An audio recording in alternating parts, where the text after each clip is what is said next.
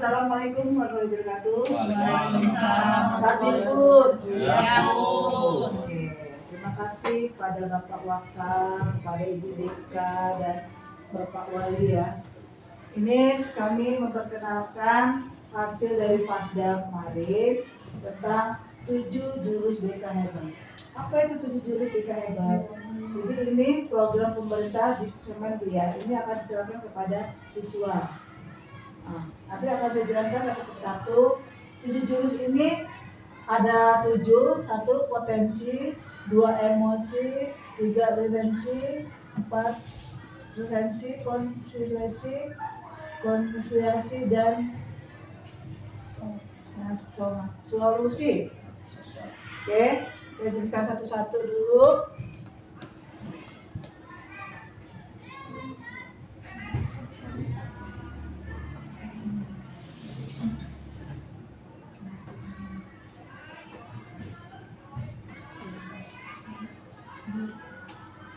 Tujuh jurus BK hebat adalah panduan, bimbingan dan konseling yang digagas di Kemendikbud untuk guru agar dapat membimbing murid secara optimal melalui jurus-jurus kenali potensi, kelola emosi, tumbuh resiliensi, jaga konsistensi, jalin koneksi, bangun kolaborasi dan menata situasi. Program ini apa tujuannya? Untuk membekali guru dengan keterampilan praktis dan mendeteksi masalah, mendampingi murid dan menciptakan lingkungan belajar yang positif. Satu Bu ya. Nanti kita biasa lagi. Satu, kenali potensi. Guru membantu murid mengenali minat dan bakat mereka melalui asesmen yang sistematis. Kalau selama ini kan kita sudah ada Pak ya, bakat anak sudah tahu, ada yang sudah tahu, ada yang belum ya. Jadi nanti kita gali seperti kita masuk di kurikuler ya Pak ya. Misalnya dia hobinya yang bidang kayak PR, mungkin nanti ceritanya menjadi perawat. Nah, ada yang mau jadi penanggulangan bencana ya Pak ya, sudah ada kayak pramuka. Pramuka itu kan luas ya Bu ya. Mungkin mau jadi polisi, menjadi tentara itu udah punya bekal di disiplin. Nah ini kita gali yang belum ada, nggak melihat apa-apa ini, ada kan? Anaknya cuma duduk, datang, diam, pulang, bengong. Nah itu jangan sampai jadi hidup tuh, ya. Syukur-syukur semua sekolah. Oke ya, jadi kita menggali lagi ya Bu ya. Yang kedua, kelola emosi. Guru membekali murid keterampilan untuk mengenali, memahami dan mengelola emosi mereka secara sehat melalui pembelajaran sosial emosional. Nah, suka kan kita Bu ya, kalau kita ngajar ya Bu ya, atau kita suka ngeliatin anak ya Bu, tiba-tiba anak itu kalau dia kasih omongan itu agak mukanya yang enggak sensitif, wajahnya agak boring lah kayak. Mungkin kalau perempuan biasanya yang mau dapet highlight itu agak boring dikit. Kalau laki-laki bawa dari rumah yang bangun tidur itu bangun siang Pak, dari malam tuh biasa emosinya pagi-pagi sudah nggak mood. Nah itu kayak, atau kalau kita guru-guru yang ya lagi bete lagi apa gitu kayak, jadi seperti juga kena senggol juga gitu. Nah, jangan sampai menjadi emosi itu bisa kita meminik gitu loh Pak. Kita jangan ya, kalau marah-marah kita wajar gitu, tapi kita nggak perlu ya, dijaga di tahan aja gitu. Kalau marah-marah Pak wajar ya, nah itu kan bisa kayak kita marahnya nggak cuma di situ saja. Oke, yang ketiga, tumbuhkan resiliensi.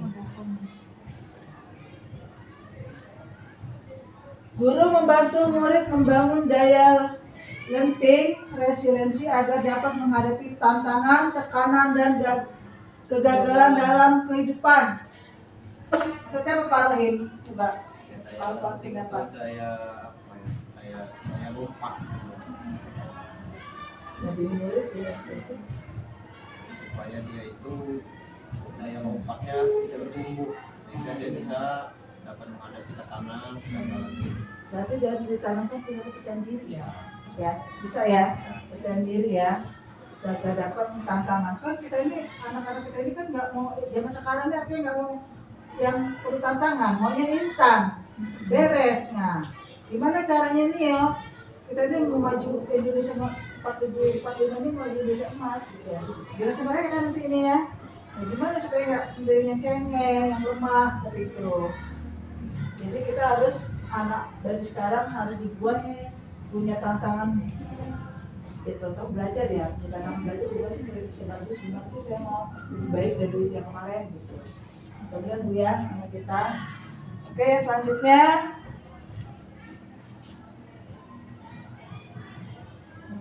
jaga konsistensi guru mendampingi murid dalam bentuk kebiasaan positif secara berulang dan konsisten, termasuk membangun disiplin dan tanggung jawab.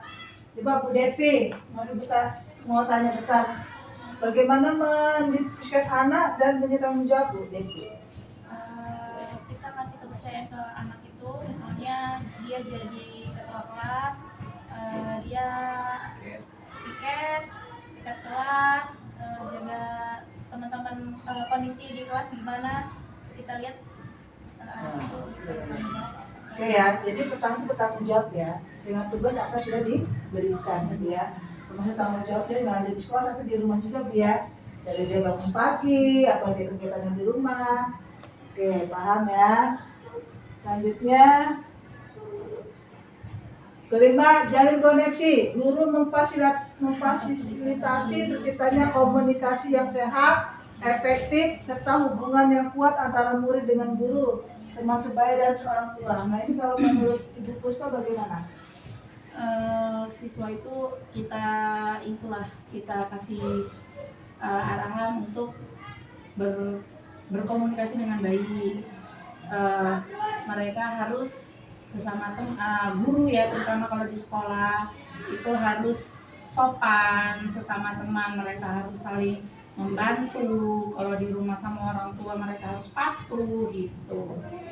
Berarti mempunyai guru hubungan ya, Memfasilitasi, memberikan arahan kepada mereka.